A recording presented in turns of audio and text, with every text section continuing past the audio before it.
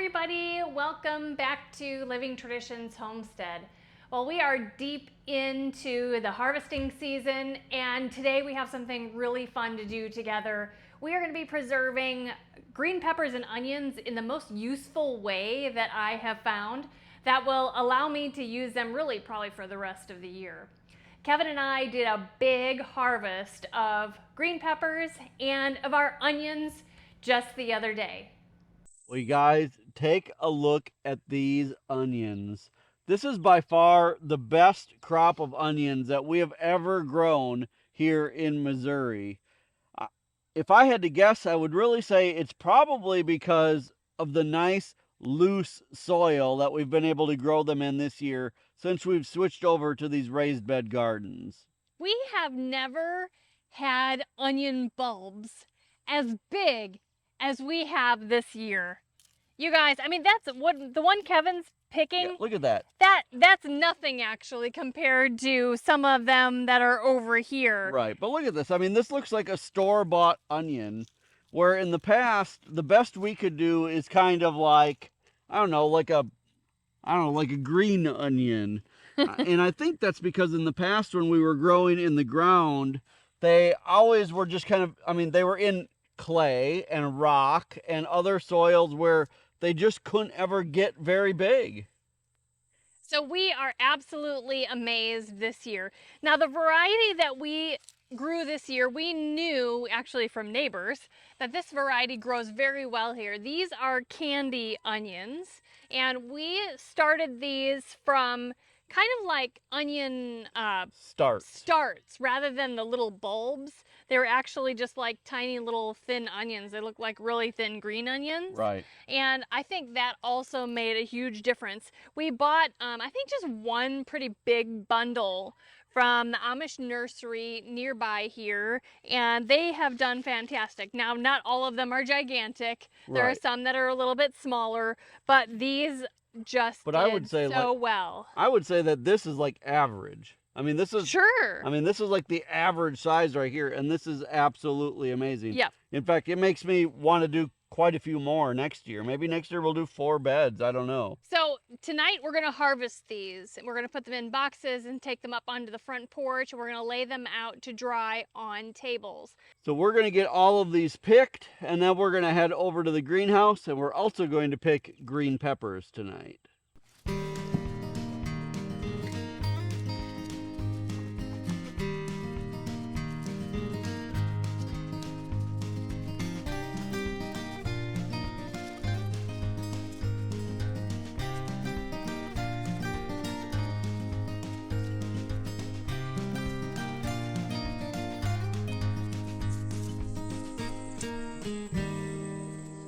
Like we said before, we're also going to be doing a harvest of bell peppers. We have 4 buckets with 8 plants in them. All of them are Emerald Giant, which is my longtime favorite of bell peppers. There are a lot of them on here, you guys, and they are big. This will be our first harvest of bell peppers other than just one here and there for what we needed in the house.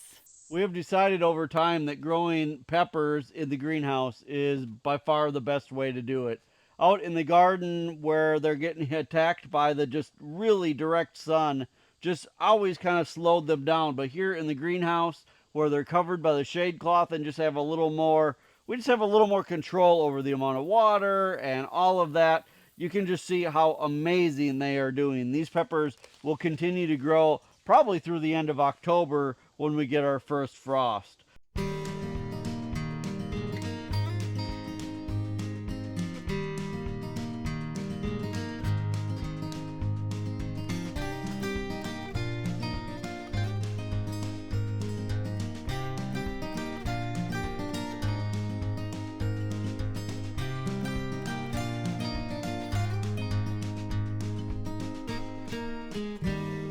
Well, the onions have been drying out on the front porch for a few days since we harvested them, and the bell peppers have been in the refrigerator until today when we're going to process them.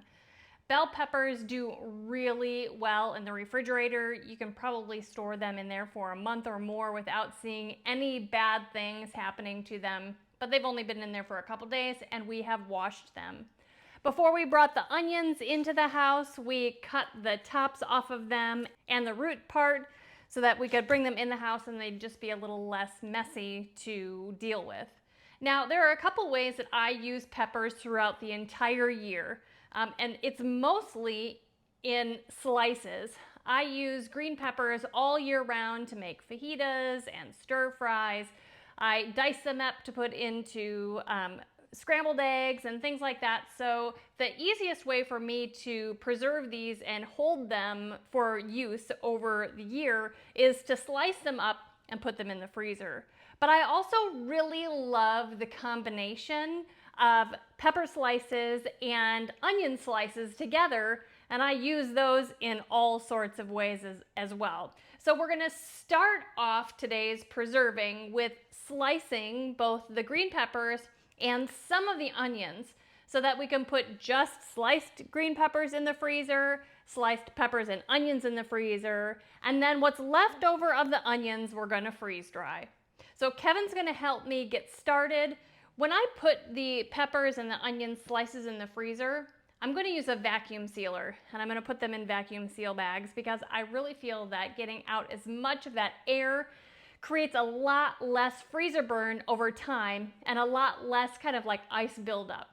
I used to freeze green pepper slices and diced onions just in freezer bags, and while that worked really well, over time it ended up having a lot of ice buildup inside of there, and then by the end of the year I just really didn't feel like using them because they just were watery and just not very, I don't know, appealing. So this is how we're going to get started with preserving all of these peppers and then some of the onions. So it's really nice to have another person in the kitchen today who is very confident and effective in the kitchen as well. It's gonna make our project go by really quickly. I'm gonna be working on bell peppers. Kevin's gonna be working on onions.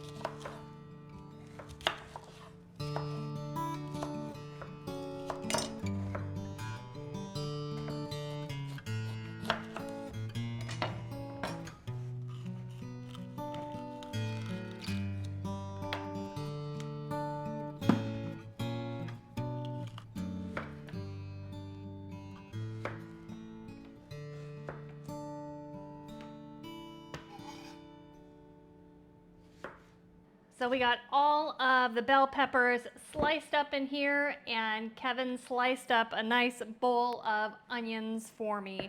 Now this was not all the onions. We have a lot more onions left.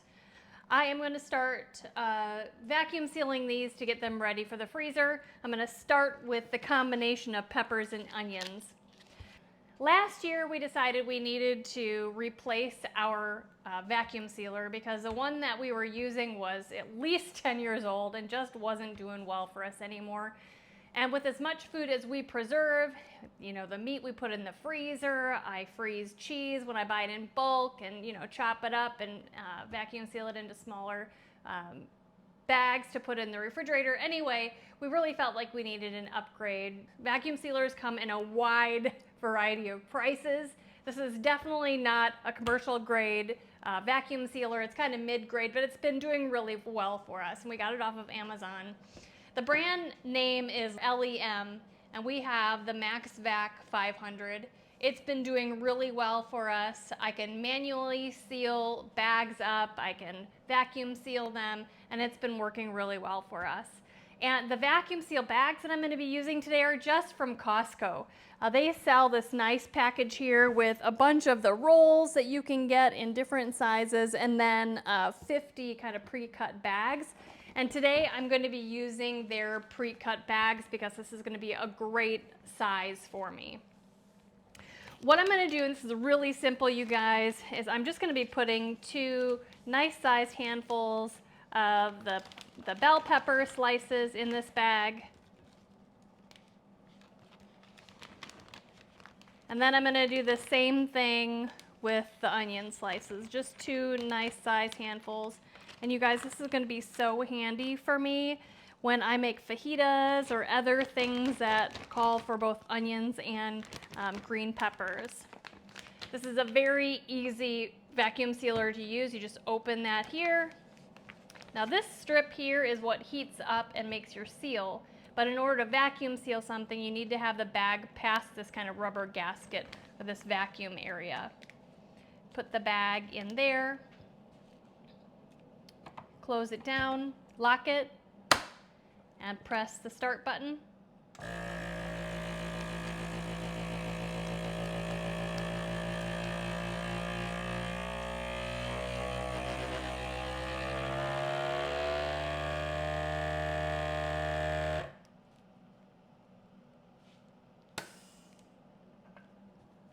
Open that up.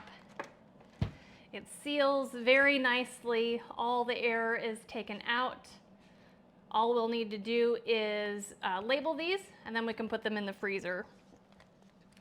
So I'm gonna go ahead and do the same process until both of these bowls are done, and then I'm just gonna switch to plain old bell pepper strips.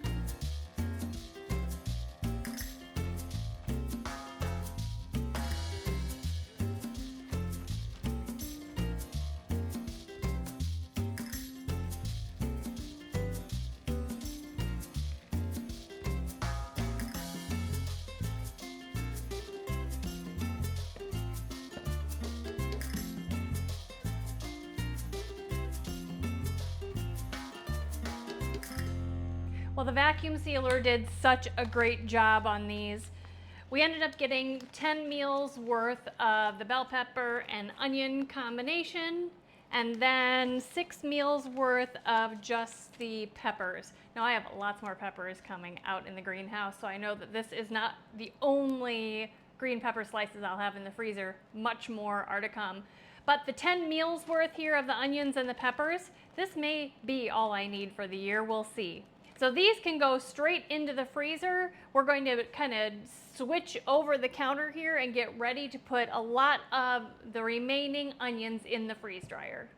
Now, while I was cutting bell pepper slices, Kevin was an overachiever and he diced up a bunch of the onions for me that will go on the freeze dryer trays and into the freeze dryer. Now I want to talk a little bit about why I prefer to freeze dry the diced onions rather than put them in the freezer.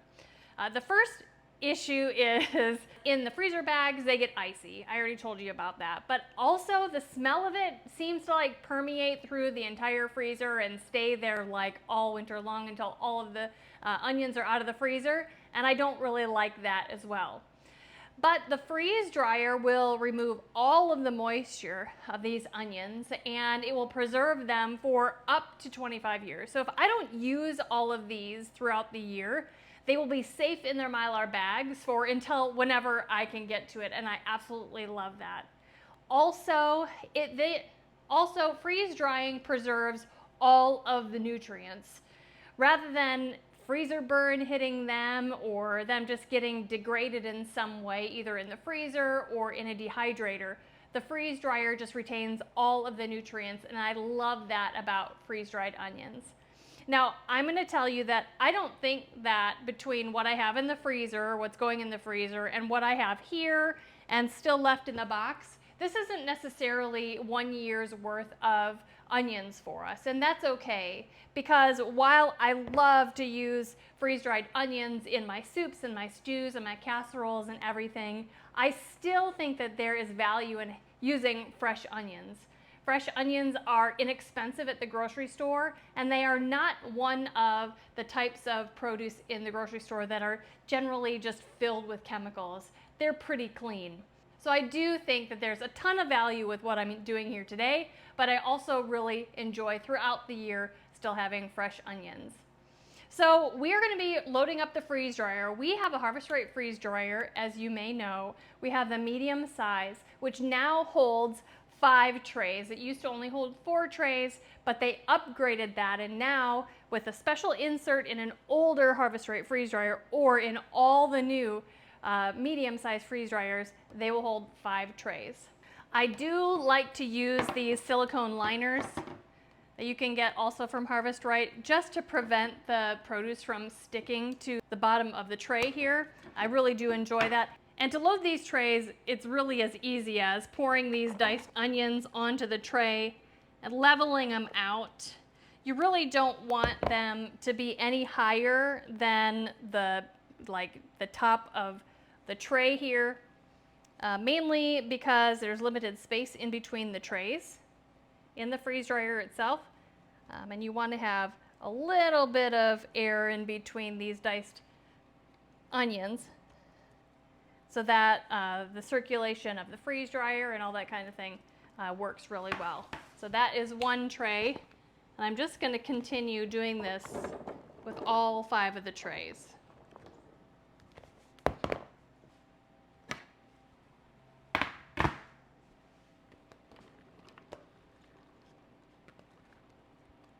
Okay, they are all filled. We can put them into the freeze dryer and get them started. Now here's our Harvest Right freeze dryer here. We already have it turned on, so it is already cooled down and ready for the trays. Just gonna open the door, start loading these in.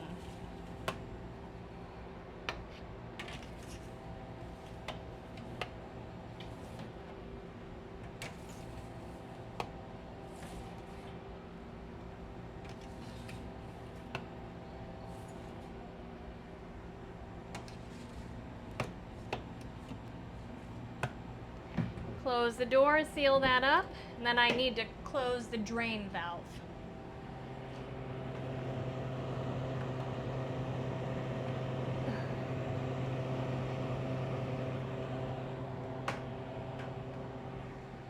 That's all set. We just press continue. And it's starting the freezing process. Once it's actually frozen all the way through, it'll go through the freeze drying process. This should take, 24 to 48 hours to be completed. You don't have to do anything else until it's done. So even though the freeze dryer is not done, we just loaded it, I want to show you the end product of these freeze-dried diced onions. I have a jar of them that I had in the back of the cabinet, didn't even know I still had it, but I saw it. I think this is actually from a couple years ago, and they are nice and crispy.